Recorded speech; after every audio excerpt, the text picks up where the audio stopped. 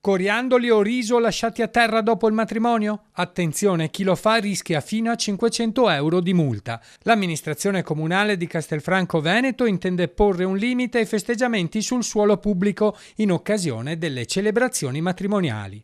Dopo le numerose segnalazioni ricevute per imbrattamento di strade cittadine, affissioni illegali di annunci su lampioni e segnali stradali, Stefano Marcon, che oltre ad essere sindaco e anche presidente della provincia, ha deciso di stroncare i maleducati che dopo aver festeggiato abbandonano rifiuti di ogni genere sui sagrati delle chiese e sulle strade comunali. C'è da dire che una volta si puliva anche, oggi magari non si cura più la pulizia così come la si curava all'epoca, e quindi l'attenzione che vogliamo porre è a far sì che non ci sia al termine del festeggiamento fuori dalla chiesa dello sporco per terra. Castelfranco Veneto è rinomata per la bellezza del suo centro storico e nonostante negli ultimi tempi ci siano meno matrimoni, è una città molto ambita per le unioni nuziali. Bellezza e decoro che tutti i residenti intendono conservare. Credo che sia una cosa ovvia e giusto che lo facciano, perché sono loro che imbrattano la città, per cui trovo una cosa giusta.